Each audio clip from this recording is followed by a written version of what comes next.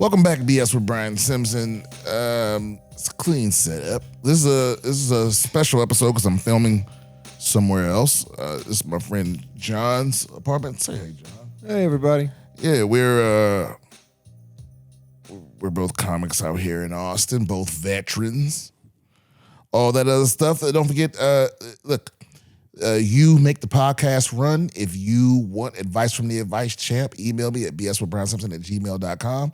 You want to come see me on tour, BS with Brian Simpson. BrianSimpsonComedy.com. You want to follow me on socials, BS Comedian. And like, share, subscribe, all of that good shit to support the pod. Yeah, let's get right into it. I like to just start out with the emails because I feel like that's easier. Let me see. This one here is from Will. Hey, Brian, I first discovered you on Neil Brennan's podcast, Blocks. You told that wild-ass story about accidentally shooting your brother and not seeing him again for years. You never really elaborated on how that interaction went down, and I've been curious ever since. Was he mad? Did y'all joke about it? Were you nervous? Also, I went to Austin in May and checked out a couple of the Bottom of the Barrel shows. Comics will pull a topic, skip it, pull another, skip again, and so on. I get that it's tough, and I know a lot of the topics are trash, but I still wonder, what's the point of the barrel if comics can just skip until they land on something they like? Isn't part of the challenge supposed to be making whatever comes out work? Okay, now for why I really wrote it. Okay, so wait a minute. Before we get into that, let me answer those first two. So, yeah, this was my foster brother. No, he wasn't mad. I don't know how much I went into it on the Blocks podcast, but some of y'all aren't familiar. But long story short, I was playing with a gun in my second foster home. I was playing with a gun with no experience with guns. And I shot my foster brother. And I got taken out of that home and wasn't allowed to contact that family again. So I carried a whole lot of guilt about it. I know he didn't die, but until that was when I was 15 or 16, and I didn't speak to him again until I was like 30 or 31, something like that. And no, they weren't mad about it. You know, I had to build up all this courage to contact him. I mean, thank God I did before, because that foster mother actually ended up passing away. But no, they weren't mad about it at all. We kind of joked about it. Yes, I was nervous. Okay. Also, the Bottom of the Barrel thing is like, yeah, I mean, the point is we strongly discourage. What's worse for the barrel isn't people turning down topics. It's people spending like 5 seconds on a topic and like going through too many of the topics. Also, some of the topics. Well, that's the other part. It's like you'll read it and it says like blueberry twat waffle.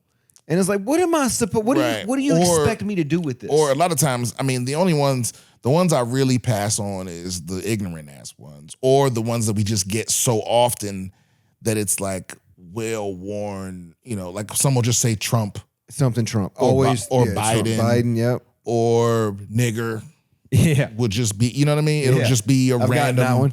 And so it's like those are the ones you usually see people tossing to the side. But yeah, it's up to the comic whether they want to do one or not. But again, most comics only pass when it's something like that. Something that's either well-worn, or sometimes it'll be overly specific, like that person was hoping that a specific comic would pull it. You know what I mean? Those are, and the only other time I pass is when I know like the next guy has some take on it and it would be just a good topic for them.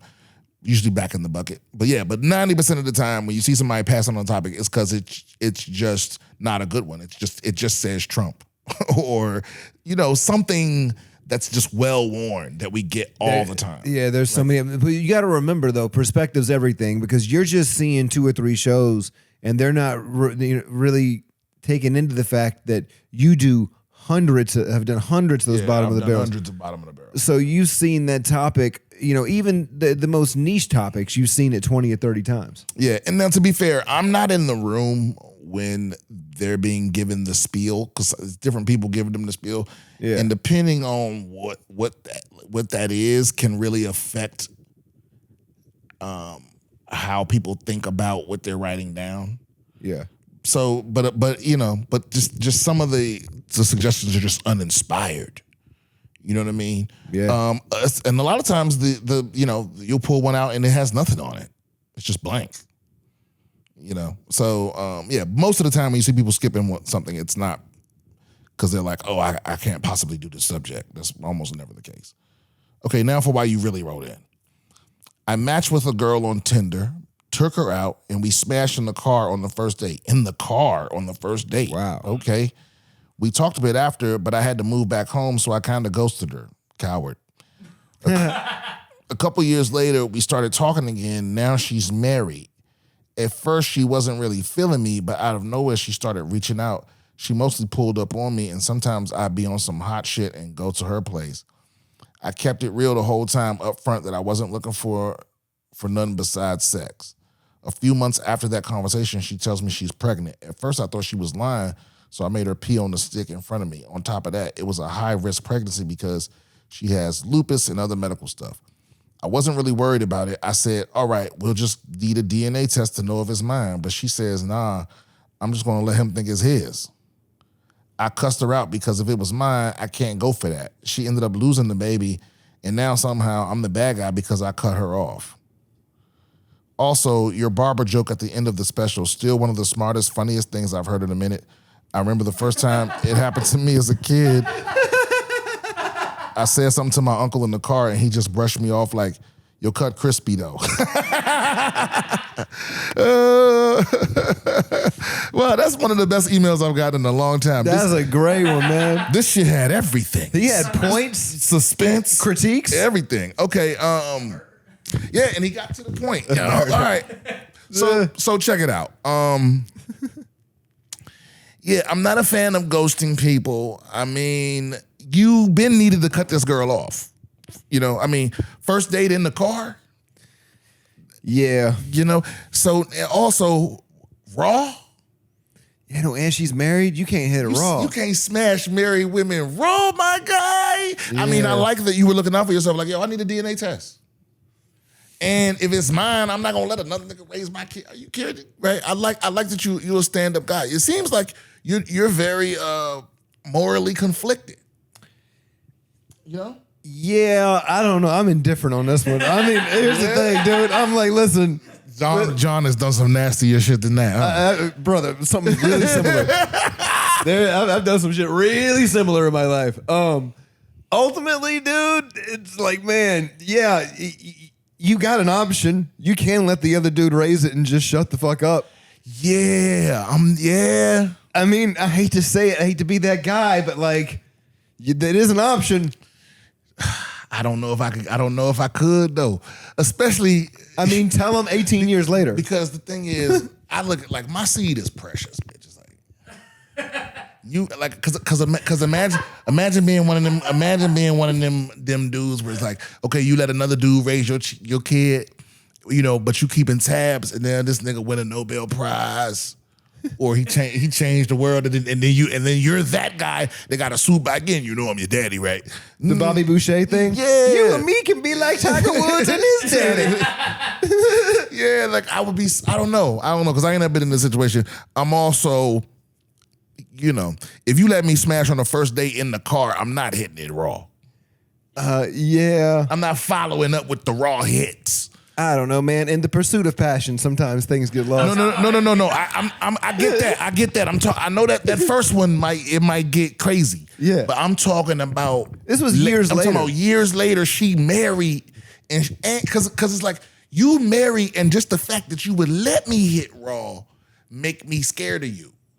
Because it's like, oh, bitch, because you on some like because the fact that you would let me hit raw when you married lets me know I'm not even surprised that you the type of bitch is like, well, let's just not just tell him and let him raise it.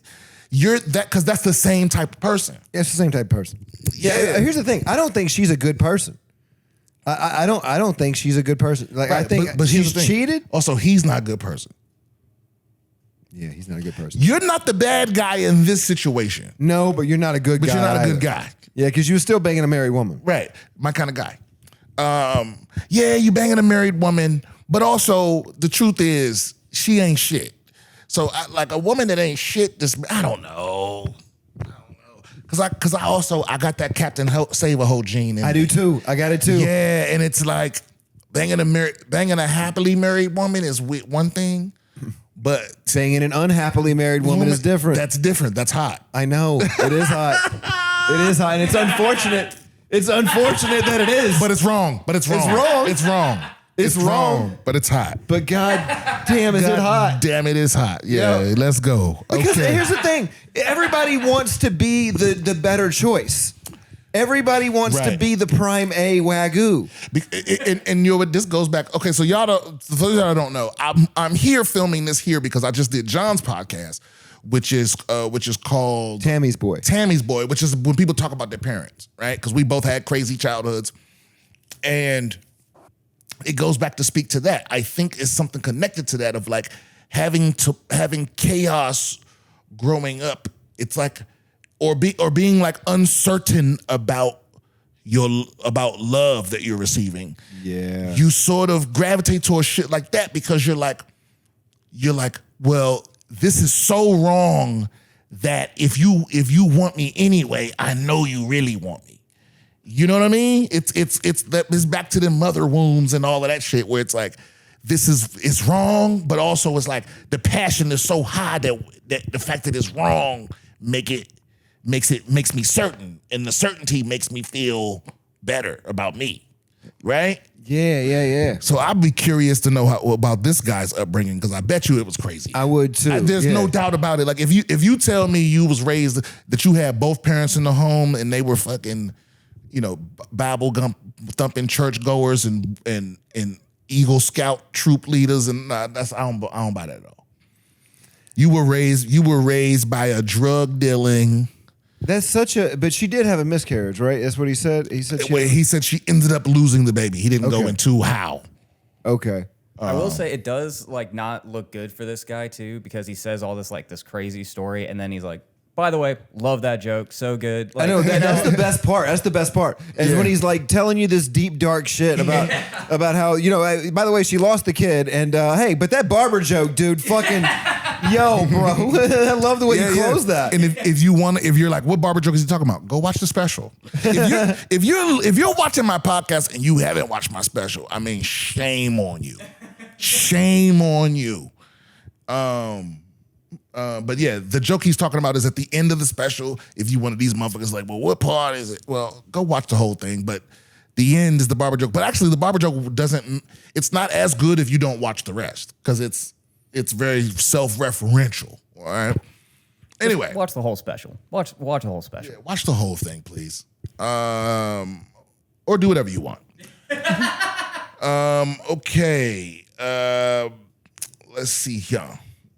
Hey, Brian, I first discovered, wait a minute, is this the same email? Oh, no, it's this one, okay. What's up, Brian? This is Joshua, AKA Brazilian John Jones from the Irvine Improv. Oh yeah, so I met a dude at the Irvine Improv. This was very out of the blue, but a lot of times people don't expect you to be regular. Yeah. And I'm just sitting out there with my headphones on because there's a show before mine, because there's a one-nighter at the Irvine. And I'm sitting outside just smoking with my headphones on. And when I got done, I put my joint out and I go to walk in, and this guy and he's with the lady, and they're sitting across. They were sitting up and across from me, and I don't know if I asked them for a light or I don't know what ended up making me walk up to them. But then he said, I'm a big fan of your podcast, and I know that when you have your headphones on, that you don't want to be bothered. And I was like, oh yo, I appreciate that so much. I wouldn't have really been irritated, but yeah. I'm glad that I wouldn't have shown that I was irritated at least. But I would have, because I would have been the truth is I would have been simultaneously irritated but also appreciative.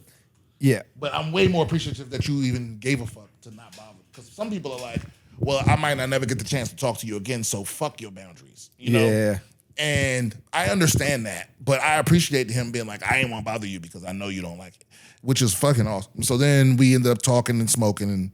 And anyway, he says, I'm finally reaching out. As promised and off top, I want to thank you for being such a good hang, even though throughout my overly fanned out moments during our conversation, hopefully I can make up for the suspense by asking your take on a few ideas. Okay, let's see. Okay. We gets broken up into paragraphs. Thank God. Okay. First is in regards to a point you made in your set about how incels have never even tried pussy, which speaks to why they're willing to be so absolute in regards to killing others and themselves. Is that the point I made? Do you think... He's like, yeah, I gotta watch that back. I was on one that night. Do you think there's even more of a point to be made about how an undersexed male population leads to some of the most violent societies, and even more so how dangerous men's unaddressed sexual urges can be, considering we can see proof of it manifest in some way within almost every society with obvious examples? Here in America, as you said, we have incel school shooters, then we can go to the classic priests, fucking boys, and the crowd favorite 72 virgins. And that actually sheds light on another point on just how spectacular pussy really is. I didn't think that's where he was going with it. Me either. That just the promise of it would have you killing yourself and others jihad style. So as you ponder that, I have to throw a little disclaimer in. Feel free to cut it here and skip to the final paragraph if you're reading this on the pod. Why do people do that? I don't know. It seems like this dude is very considerate. He was considerate of your headphones. He was considerate. I know, but people write me this, and then like, if you knew how often I get emails that's like, "Don't read this on the pod," in the middle of the email. Yeah. So now I got to read. Now I have to stop and read the rest to see where I'm allowed to read at, because I want to be respectful. I don't want anybody's business in the street. But let's just ponder that. I don't know. Because also I think it's weird, you know, sometimes I wish that women were as physically strong as men so that we would know that they ain't shit either. You know what I'm saying? Because I think... It'd make domestic violence more fun. Well, yeah, no, what I'm saying is, like, I think a lot of times women get passes for how terrible they are. Because they can't because they can't beat the shit out of you. Yeah. And physical violence is seen as like the great eraser. Like, regardless of what she did before, all the way up to, like, if you smack the shit out of her, all of the other physical, emotional, financial abuse from her don't count. You understand what I'm saying? And so I think, like, I think trumps it. I think women have just as much of a problem dealing with rejection and just as much of a problem being they don't have as much of a problem being undersexed because they can get access to sex much easier. But I think women are just more sinister in the way they lash out when their needs aren't met. But in terms of violence being connected to undersexed men, I'm not sure. I mean, there is something in there about the incels coming up. Like, most of the time when you hear about these shooters, you never hear that they had a girl or nothing, you know, or no kids. Nah, except the one that shot Charlie Kirk, and he had a trans girl. Right. Yeah. But that's not pussy. No. So yeah, his theory is pussy related. Yeah. So, you know, I respect trans women as women, but you don't have pussies. Not the organic. No, not yet. Right. So you got the synthetic. You got the beyond pussy. Yeah. But impossible pussy. But I don't know if like, because it's a joke that's well worn, you know, about somebody needs to fuck these guys or whatever. But it's like, I don't know if that would solve the problem because merely getting some pussy ain't gonna is not going to make you from. No, they need a stream of pussy. But Which brings me to a point where I think we need to legalize prostitution. Yeah, not just that, but I think they need to be good at it. Like, cause you could have the opposite reaction where you get some pussy. Oh, yeah. And it turn you the whole other way. Yeah, where it's you like, nut in 2 seconds or whatever it may be. Or just a bad experience. Or she completely breaks your self-esteem. Oh yeah. Right? Where it's like, that's the vulnerability. Like, men are very emotionally fragile when it comes to their manhood. Yeah. And these are emotionally fragile men. See, at this point in my life, I've had enough sex where no woman can break me. No. Because there's enough of a catalog there where I'm be like, no, this is a you problem. Yeah. Well, a woman can definitely still break me, but not but not sex related. Yeah. Yes. Like a woman would have to really know my deep insecurities to hurt me for real. Dude, but a woman couldn't be like, and your dick was bullshit. I'm like, whatever, bitch. My the blood worst pressure. thing is when you're vulnerable with a bitch and then she uses that as a weapon later on. Like, here's the thing. The thumbs up, replying thumbs up to any of my messages is the same as a fuck you. Okay? It is the exact same. It means no different. Okay? If you're thumbs up in me, it means fuck off, you piece of shit. So, like, when I was breaking up with this chick, every message she would thumbs up, and I'm like, I know what you're doing. But did you tell her that? Yeah, I told her that. Oh yeah, well, that's why she's doing it. That's why she was doing it. But it was because I was vulnerable. I was like, hey, this is something that actually kind of bothers me. You know what I mean? And then sure enough, the second it was time for it to bother me, click, thumbs up. See, I know this is very manipulative, but I always lie at first. About things that bother you? About something I'm insecure about. Just to see if you'll try to use it. That's smart. Because I can't really be vulnerable with you until I see you get upset and see what you'll do. Yeah. Because I ain't gonna give you the ability to hurt me, bitch. Are you crazy? And it's not because I'm on some, pimp and player, bitch can't hurt me shit. It's just that I'm broken inside, and it's all being held together with old glue and tape, and it's like, and I just can't take. I don't have that many heartbreaks left, so I'm not gonna give a bitch that I don't trust the ability to just destroy me internally, because it's happened too many times. Yeah. So it's like so you gonna just look stupid when you like, oh yeah, well, strawberries. And I'm like, bitch, that's not the password. You know what I'm saying? You just look dumb. You just saying fruit. Yeah. So it's like there's a Rick and Morty episode about that where he gets caught by the president and they're like, his weakness is rickamantium or something like that. And he just like knocks it off, Well, so let's get back to the point though. Sorry. Would pussy cure a shooter? I don't know. I don't think pussy would, but I think intimacy might. Right. That's what I'm trying to say. Yes. I think that like they. I think they want to be understood. I don't know if it's the cure, but I know that like really having a woman's love, like having a real woman's love in your life, that is a key ingredient to being normal. Yeah. And if you've never felt it. But it is easy to lose hope in that. Yeah, I agree. I mean, especially but what's so funny is a lot of times it don't be bad looking dudes. So it's like, where you at? Like, maybe get out of Utah, my nigga. Like, yeah, also why are you also it's a lot of dudes that don't really show them self-love too. I've noticed that too, where it's like, if you want someone to love you, you have to be able to love yourself. And that might sound, cliche. You look like shit. But it is true. It's like, you look like shit. Fucking go get a haircut. You know what I mean? No woman's going to want you while you're feeling like shit about yourself. And you look like you feel like shit. And you look like you feel like shit about yourself. Yeah, quit shopping at Hot Topic. Hit a J. Crew. Yeah, no woman wants to mother you, dude. Absolutely. You're going to have to. Yeah. It's like, but why your mama ain't saying that? Because that's the thing. They be having mamas. Yeah.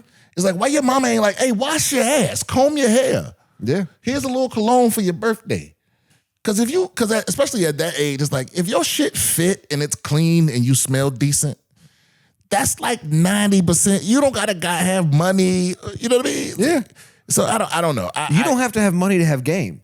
Exactly. Game's free. Yeah, and so I don't know about. That's why I'm not. That's why I don't want to homeschool nobody because I'm like, you gotta get out there and socialize. Yeah, you gotta figure. There's shit that I can't teach you. Yeah, get that fucking crippling embarrassment out the way and recover so you know you can.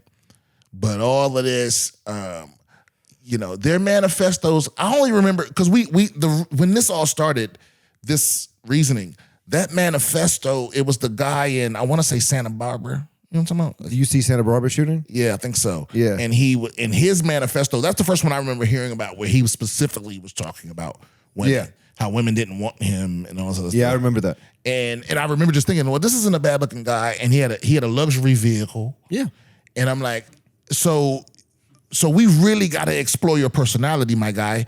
If you're a freshman in college and you got a brand new BMW and you're not ugly and you can't get no woman to touch your penis, the problem ain't pussy that you're missing. The problem is that you're running up to women and being like, touch my penis. Right. You're like you just don't know how to interact with people, or you got some kind of disorder where you can't pick up on the vibes. Yeah. Where you can't tell if somebody feeling you or not. Yeah, there's something about clicking with someone and knowing that that's happening. Yeah, but you don't develop that unless you roll the dice.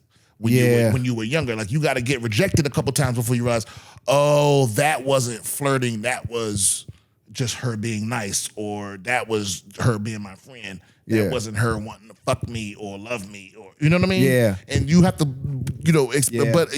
so your ability to deal with rejection and all those other things are weird. But what's weirder is it's probably some girl out there that like you anyway with your weird ass, and you think you deserve, this Beyonce, Sydney Sweeney looking bitch, and it's a nice, serviceable young lady over here that's really real. Well, the wax on, wax off version of that, and what I think is like you have to go into communication with women with zero expectations. And the problem is a lot of these dudes, they're going in with 50 to 60% expectation that they're going to get laid or that something's going to come of it. But truly a conversation with a woman is just a conversation with a woman. It doesn't have, it can be just like a conversation I'm having with you right now. There doesn't have to be anything spectacular about it. But you also have to know when it does have the potential for, something spectacular. Yeah. You know the best advice I ever got with regards to this subject was I was told by, let's just say, somebody on some pimp shit that was just like, focus on who likes you. Ooh. Not who you like. Right? It's like, take this pool of women that you like, fuck that. Because you're locked in on them and you're ignoring this pool of women over here that like you. And they're in the middle, the Venn diagram of those women is like, that's who you need to focus on. The women that like you, and then find someone among them that you like. But a lot of people on this incel shit, they're locked in on women they like and trying to get a woman to like you. And it's like, you can't do that. There's nothing you can do to make a woman feel you. Yeah. No. There's nothing. And some of you gonna have to learn this the hard way, where it's like, they feeling you or they ain't. Yeah. You know what I mean? It's like there's no accomplishment. It's no amount of money. There's no amount of manipulation. There's no lie. No, listen, and all those things. Like if I take you now and I give you $1 million in a makeover and put gold chains on you and put you in a Benz and send you through the pool, it's women that's gonna get in your car. Yep. It's people like you. All that stuff can make women be around you. It might even make them fuck you. But it's not gonna make them feel you though. Yeah. Like it's plenty of motherfuckers with money and all that stuff that's dorks. They still can't get no women. Yep. Because their personality is off-putting. Their pheromones is off. Their scent is off. Their disposition is off. They don't got the right amount of manliness or the right amount of assertive or whatever the fuck it is. But whatever was there, nothing at no level, nothing's gonna make a woman like you. There's nothing you can obtain that's gonna make a woman actually like you. They could, like I said, they might be around you. They could fuck you. They could pretend, but you know when it's real and what it ain't, and there's nothing that's gonna make it real when it's not. And you can't have any expectation for a woman that you don't have for yourself. Oh, that's game. That's game right there, John. It's just the truth. It's like you can't expect anything out of a woman that you're not willing to put in. And I think a lot of the times in relationships, I know for sure, I've seen women and men hold their partner to a different standard in which they hold themselves. And you better hold yourself to the same standard of the partner you want to be with. Right. Yeah, it's like you get up in the morning and put your makeup on. Yeah. You know what I mean? Make me breakfast, nigga. Hold down a job. Yeah. I mean, a lot of people have that problem where they have this fucking list of standards that they don't meet. And they don't meet themselves. Yeah. And it's like, I want a man that makes $150,000 a year. Bitch, you make 40. Right. Or you make none. You know what I mean? Or like all of your Instagram is based on, or all of your money is based on OnlyFans, and that OnlyFans is going to run out soon. Because Father Time is undefeated. You're right about that. Like, see, that's another thing. It's like, see, I'm on that type of time where I'm like, hey, man, some of y'all, you need to go ahead and get that OnlyFans started while you can. Yeah, do it while you can. You know what I'm saying? Make your little $100,000, $200,000 invest. You know, because once you hit a certain point, like I think if you came up on like $500,000 right now, you could invest that in such a way where it pays all your bills for the rest of your life. For the rest of your life. You could just set it into an account. Yep. Only take out the interest earned and pay yourself, you know, maybe not all your bills. You would probably need a little more than $500,000, but you understand what I'm saying. Like you could set it up so you got a little stipend. At least your mortgage is paid. Yeah. So, you know, I don't know. If I thought people would pay for it, I'd have me a motherfucking OnlyFans going, nigga.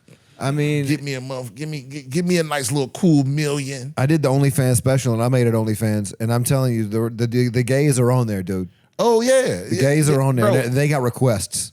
But my point, bro, they got requests. But my point is just like, you know, it's people out here that people would pay money. Oh yeah, to see you.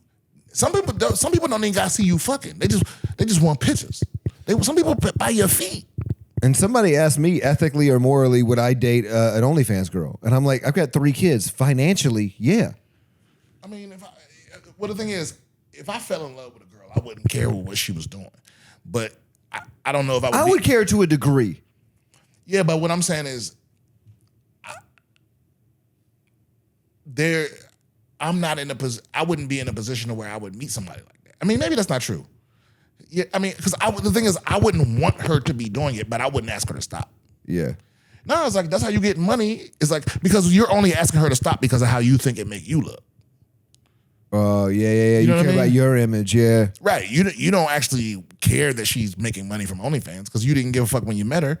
Yeah. Right? It's like people that meet strippers and go, you gotta stop doing this. No, why? That's why you met her. Mm-hmm.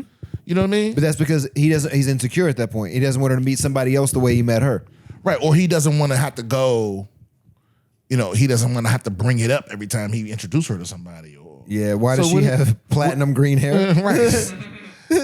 Why? Is her name really Bubbles? Or no, but yeah. And there's something to go into that because I also think like there's something to be said about being proud of your partner. Like being proud to be. For sure. It's not even pride of ownership's not the right word, but it's pride of like companionship. Yeah. And it's like you want your person to do well. You should anyway. Yeah, and I think you want to be able to brag about them. Yeah. You know, but Sherry got a new promotion last week. Yeah. She's doing good. Yeah, and that sounds way better than, you know, she broke the gangbang record. You know what I mean? Yeah. Yeah. Dude, so, okay, let's go. There's more to this email. But let me make sure I can read. Hold on. Is he saying don't read them or you can't or you cannot read? You feel free to not. Hold on. So, okay, so as you ponder that, I have to throw a little disclaimer in. Feel free to cut it here and skip to the final paragraph. So he's not asking me to. He's saying I can. Okay. Right? Would you say that? Yeah. Okay. Yeah, that's what I'm getting. So I have a couple other questions you can read to yourself. Nothing crazy, but it just might be better time-wise. Okay. Very thoughtful. Trust. I'm definitely trying to be as concise as possible. Yeah, but see, you're not being concise because you're explaining the that you're concise. being, right. Okay, but I get your thing going.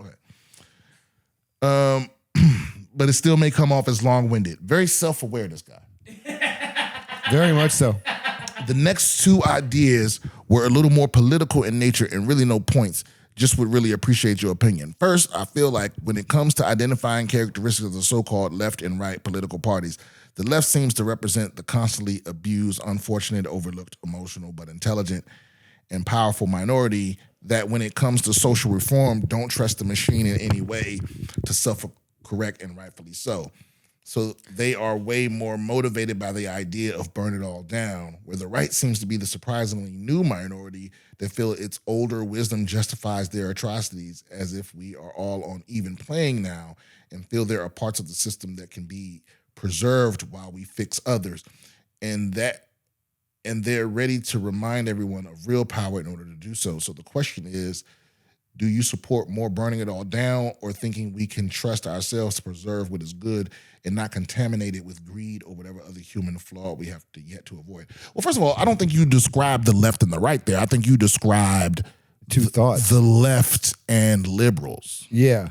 Like, liberals are the second thing where they think they can fix things within the system that exists, and leftists think that the system is the problem. Yeah. And they sort of have a loose coalition that they think is one, that some think is one, because some people don't make that distinction between the left and the liberal. I feel like that was a really roundabout way, though, just to ask you if you're a Democrat or Republican. Oh, I mean, I think if you had to put a gun in my head, I would say that I'm a liberal with a pistol. I love that. Yeah, that's what most of us are. Yeah, like I got mine on me, and all of that. I'm 1A and 2A. You know what I mean? Yeah. I'm not even playing because everybody else got like the type of people. It's so funny to me. The same people screaming that fascism is happening don't want to go get a gun. So what you think is gonna happen? Yeah. You think you gonna like some of y'all think you gonna complain your way out of fascism? That ain't happening. If that's what you really think is happening, I mean, it's more authoritarianism, which I guess is part of fascism. My point is just, where's your guns at? Where are you not? You're screaming that it's happening, but you're not preparing for it. So if that's what you really believe, where is your gun and your canned goods and your ability to skin an animal? Well, I always think it's funny that if you look at these liberals outside of Berkeley, they're acting like they have guns even though they don't. And if you look at Republicans, they're acting like they don't have guns when they do. Well, a lot, and you know what really irritated me is the people that are like, when the Charlie Kirk thing happened, and the people are like, it's civil war now. And it's like, you don't want civil war, you fucking idiot. No, it's not. Most of y'all wouldn't last. Most Americans wouldn't last 2 seconds if a war really happened. No. Like, what fantasy do you think is happening in your head? If you've never been part of a war, like, it's terrible. It's terrible for everybody. Right? We are house cats at this point, and you're asking for a lion's duty. Yeah, people go actually research the actual Civil War. Yeah, You guys, look at trench warfare in the World War I. yeah, still to this day, more Americans died in the Civil War than any other war. Yep. Right, which I mean makes sense because it was American on both sides.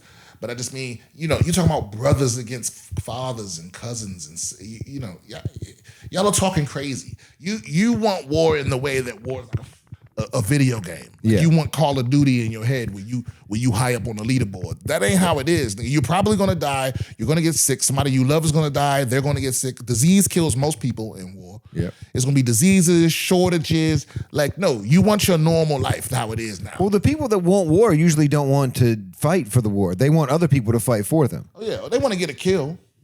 They want to kill. Yeah. And it's like, and you think that shit's cute too. And it's like, I don't know anybody that's ever taken a life that wasn't affected. You know what I mean? One way or the other. I'm not saying they all got PTSD or they all fucked up, but if you actually take somebody's life, you different from that point. It's just that simple. And y'all are talking out your ass. You want war with your fellow Americans. The problem for me, and I kind of addressed this on the last episode, but it's like some of y'all, this whole both sidesy thing the both sides is the grip. Because I've been accused of this recently, of being both sidesy. And it's like, no, the problem is you see my stance as both sidesy because you think there's two sides. And in reality, the two sides thing is only for us. The powers that be are on the same side, right? And I know that just because I've lived long enough to see that no matter who's president, we're always moving in the same direction. Yeah, it's not like income inequality shrunk at any point in my life, you know? Yeah. Yeah. Bill Clinton, who was celebrated as like one of the left's great presidents, he would be he's a Republican, basically. So it's like we've moved. He's the one that did NAFTA, and and Reagan's the one that started busting the unions, and they were all in agreement. It's not like it's not like the president that came after Reagan was like, well, we got to make the union stronger now. No, they were like, well, they weak now, so. And every president just keeps moving us closer and closer to a point where like the distraction is the left versus right thing. Yeah, is they distract you with social issues, so you ignore the economic ones. Yeah.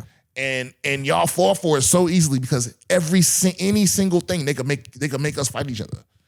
They make somebody gets shot in the head and we politicize that. They can do it with anything now. They used to have to find issues. They called them wedge issues. They used to have to find them. Now they can do it with anything, literally anything. We can't even agree on pedophiles. Yeah. Think about that. There's people that consider it sexuality. Yeah, and so or a spectrum. And so it's like the same people telling you that they're on your side are picking your pockets, and the same people that are telling you they're not on your side are picking your pockets, and they're splitting the money. Just so you know, it's like you saw when Jimmy Carter died, former President Jimmy Carter. You saw all those motherfuckers were sitting together at the funeral, yep, cracking jokes and shit. You think they're not really against each other? I mean, maybe to some degree, there's people that like they actually hate and all of that. But one thing they all agree on is that they should get richer and you should struggle. Well, they're all sophists, and in Greek times, a sophist was somebody that carried the news from the city-state from Athens into the city-states, right? From like their central government, the sophists would go around like, hey, this is what's going on with the government. Well, you could buy those dudes, and you could pay them and be like, hey, man, leave that part out. And they would go around and leave that part out. And it's way cheaper. That's what's so funny is people are mad at the comedians that went to Saudi Arabia.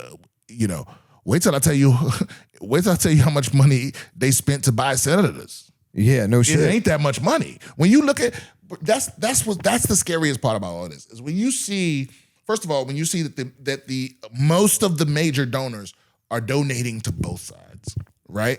And then when you see how much they're donating, like how little it is for them to get what they want, it will blow your fucking mind, right? I'm talking $10,000. A billionaire, it costs a billionaire could buy the whole government and not even break a sweat. Yep. You think Jeff Bezos you think he don't got Democrats and Republicans in his pocket? Go Google right now on your YouTube and watch just Google congressmen being asked about AIPAC and watch whether they're Democrat or Republican or anything, they all got the same stance. Yep. And they tell them, oh yeah, money in politics is a problem. Oh, so you gonna take money from AIPAC next time? Well, I really have to think about that. What you mean? You just said it was a problem. Yeah, but they won't do it. Or watch when Netanyahu just spoke to Congress. He got a standing ovation. They all. Yep. That's where the money coming from. That's who just bought TikTok, right? While you over here fighting over whether the latest shooter was on the right or the left, they out here slowly moving into control every motherfucking thing because you settle for owning the libs or shit or shitting on Republicans or whatever you call them. You settle for that instead of actual fucking wins and progress. And you don't hold your side accountable because shitting on the other side is your only goal. And that's why this shit is all lost, which is why you should get a gun, learn how to skin an animal, and canned goods. Maybe learn how to shoot a bow and arrow. I think every person should have basic survival skills. I mean, yeah, but that's what's funny. It's hard to learn how to survive when you try to survive. You know what I'm saying? Yeah. Like it's hard to that makes it's sense, hard to learn yeah. how to survive outside of the society we live in when you're trying to survive in the one we live in. Well, outside of your own means of survival, yeah. Well, I mean, it's hard to prepare for the world that isn't here while you're struggling to live in the one that's here. So it's like your survival skills will be just in case all this collapses. Yeah. But you still got to survive in this. Yeah. In the meantime, yeah, because think about all the doomsday preppers. We make fun of them, but they're right. Well, eventually they'll be right. Yeah. But it's a long game. But most of them are gonna be wrong till they die. Yeah. You understand what I'm saying? And so you got to have extra money to be prepared for a whole other world that ain't here. You get your bunker and all your shit together and your training. That's expendable income. Yeah, so you got to be really, really killing it in this world to be preparing for the next one. So I don't blame people. I agree. I think at least nigga buy the anarchist cookbook, or I know there's a log book or something out there to teach you, just in case. But I think surviving in the wilderness is harder than surviving with $500 a month in Harlem. Or it's easier. Sorry, I think surviving in the wilderness is easier than it would be to survive $500 a month in Harlem. See, but you know why you feel like that? Because every time you've been in the wilderness, ain't been that many other people out there. Yeah. But imagine if it was no more buildings left in the city and everybody out there in the wilderness. Yeah. That's a whole other thing. Because the humans are the most dangerous animal. You're the most dangerous one. Oh yeah. And so down. everybody, with the apex predator. Yeah, you think The Walking Dead was entertaining? Like you think you're gonna be the dude with the cowboy hat, and you really one of the zombies. Yeah. Yeah. Yeah, you just a zombie, nigga. You not the main character.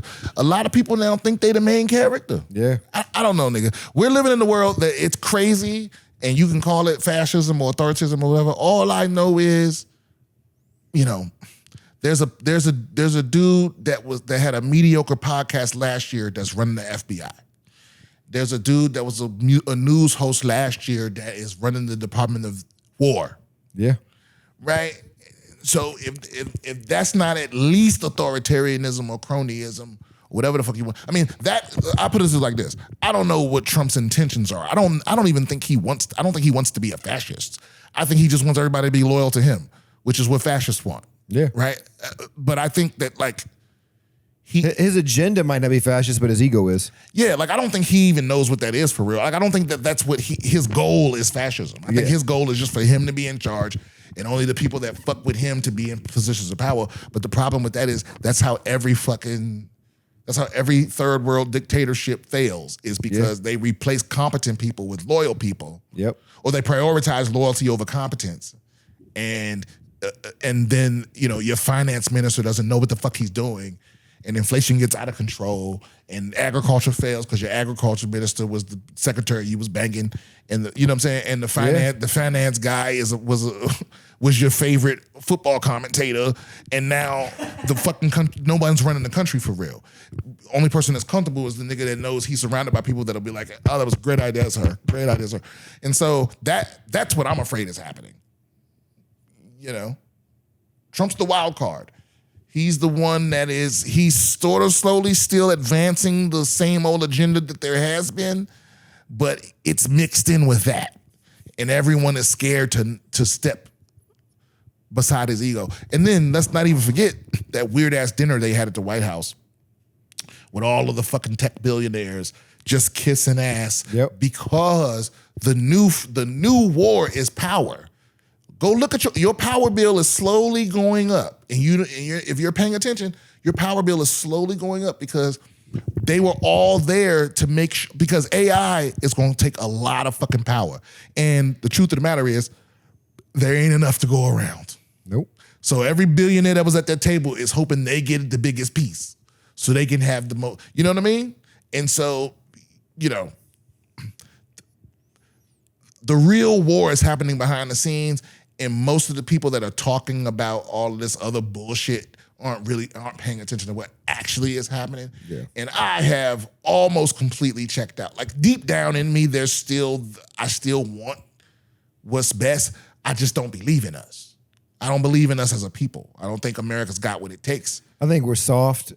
I think that we're. I think in a weird way we're undernourished, but we're overfed. Big time. And you know what I mean? Where it's like we don't have enough substance to drive the force that we need to drive. Yeah, and we don't realize that we're actually eating ourselves. You know what it is? It's digital Soylent Green. 100%. You know what I mean? Yeah, we're just eating ourselves. Yep. And we don't even realize it. Yeah. While they're eating real food up there. You know? Yeah. But let me get to the rest of this email so we can close this out.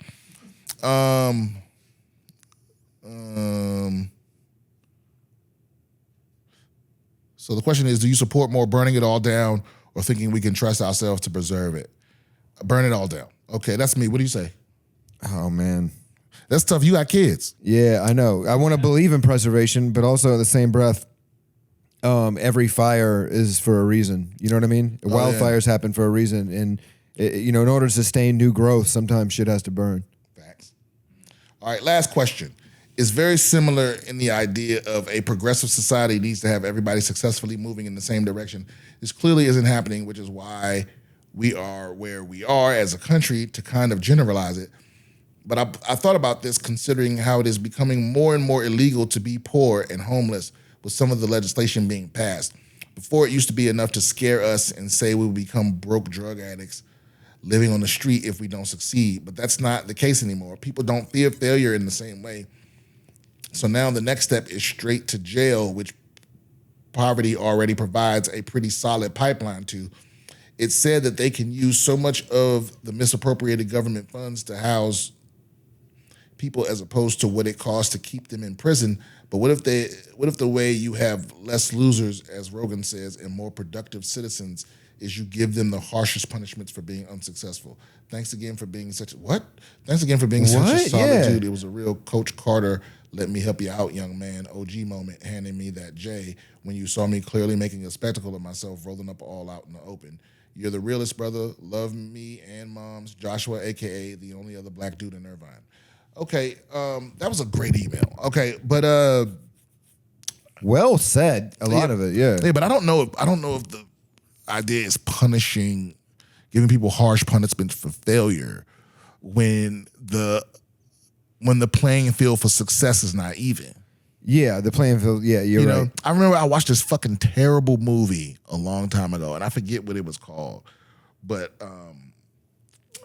fuck, it had one of those dudes in it that they was trying to make a heartthrob in Hollywood, like Jonathan Brandis. I forget his name, but it was about like everyone was like underground or something, and you had to hit the lottery to be able to leave. Oh. Was it like Descent or something like that, or Ascent? I think I know what you're talking about. Yeah, but everyone was like clamoring to win the lottery to get to leave. Island? No, it wasn't the Island. No, that was Ewan McGregor and Scarlett Johansson. Yeah, but when you left, it was like nothing. Like, no. This movie was terrible. It was terrible. The script was terrible because the most of the movie was just the guy going, "Come on, guys, go, go, go." That was like half of his dialogue. Go, go, go, come on, guys. That's all he said for half of the movie. Anyway, it's that right there where it's like,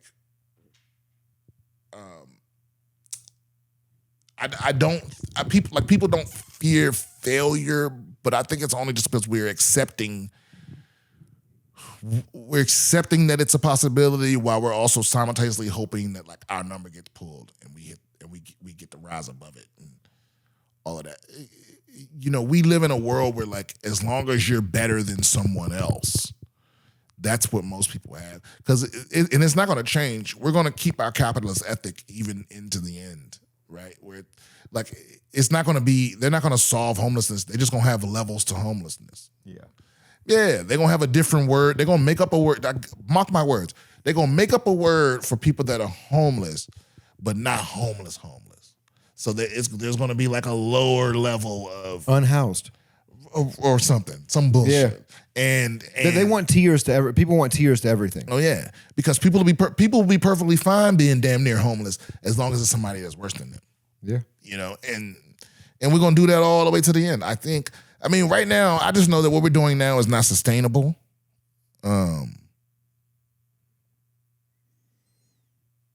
You know, I also know that I'm not going to be around to have to deal with however it turns out. Yeah. Yeah, bro. Because I'll tell you what, if the stock market crash, I'm just going to stop taking my meds and just buy Molly. Can I come? Yeah. Yeah, I'm just going to stop taking my meds and just buy Molly and just wow the fuck out till it's over. I'll go on that trip. Yeah, but I'm not gonna be around for the collapse when it turns into The Walking Dead out here. I'm out. Yeah. Nah. I'm not sure if that really answered your question. But being more productive, all that shit's over. Well, I mean, you're asking, he's asking for production and like punishment for failure, but like the thing is like, trades are like the trade jobs, they like the electricians, the plumbers, all those things, they're constantly needing people. Oh yeah, especially now.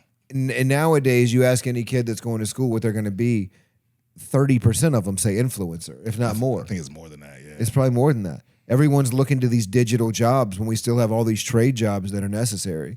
And no one's going to want to do the trade jobs. So if no one's doing the hard jobs that need to be done, we're not going to succeed as a society. Yeah, especially when people like look down on the trades. Yeah. We're like, I wouldn't date a plumber. It's like, you wouldn't date a garbage man. He makes $23 an hour and he's got fucking a 401k and benefits. Right. He make more than that. He make 30. You wouldn't date an electrician that's in the union. You right?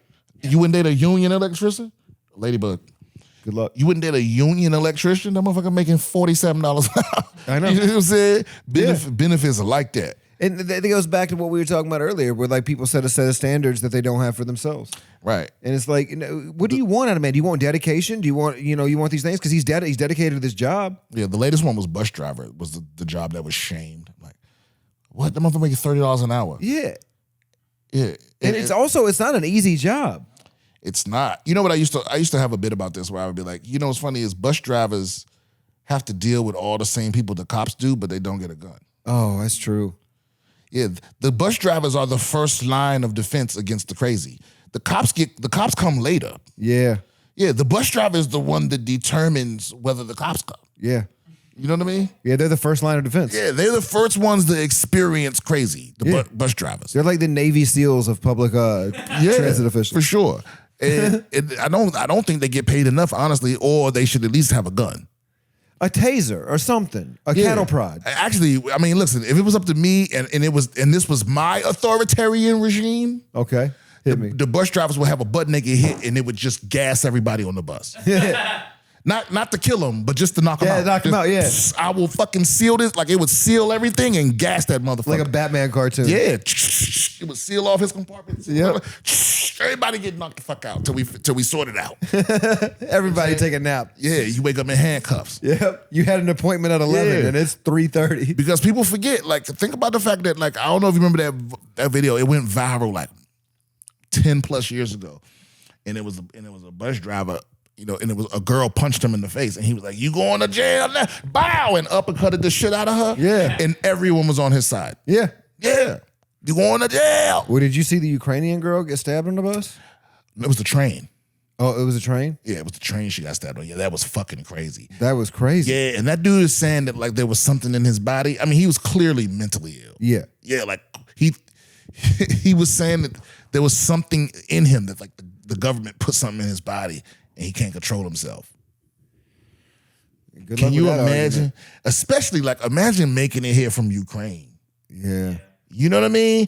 And you beautiful and you got better internet now. And you could work. She's got a job. She's got a place to live.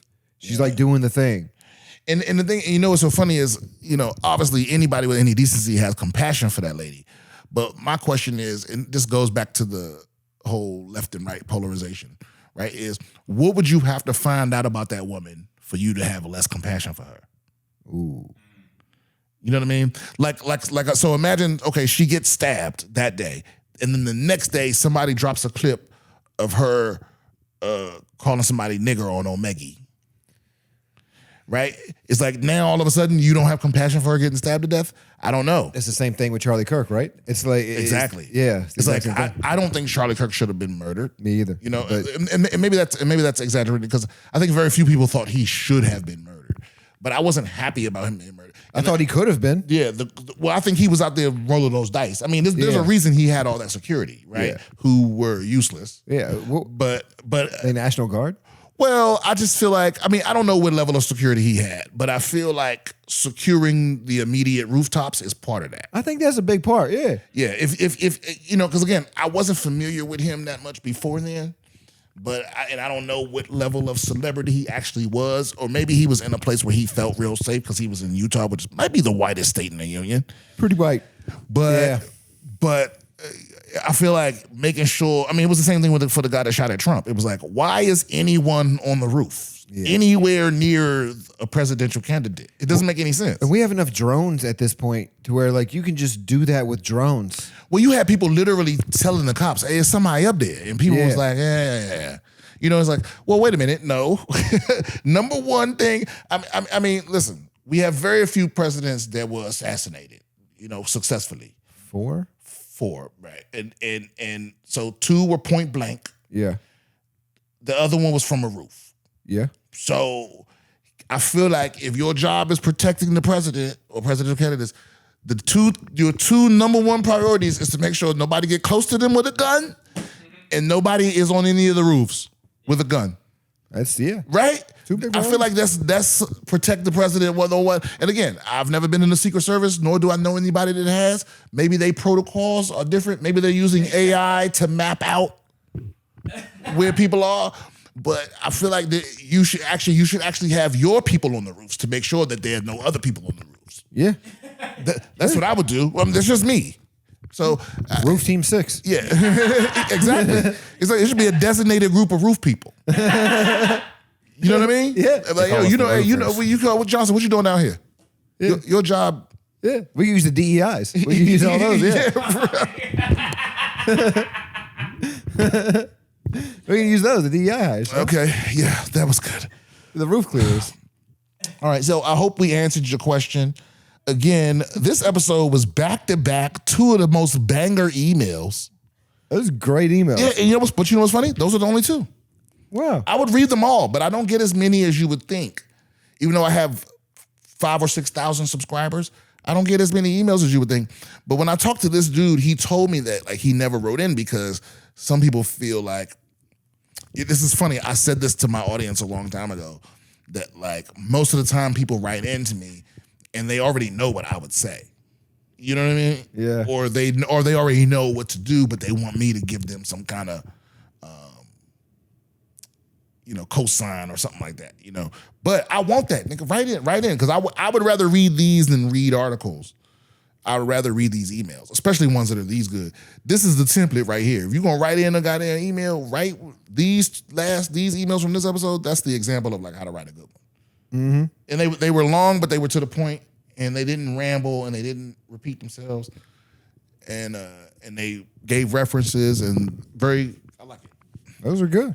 All right, where can they find you, John? Going to the John on Instagram, JON, Tammy's Boy Podcast on YouTube, and yeah, that's about it. All right, we'll see y'all next time.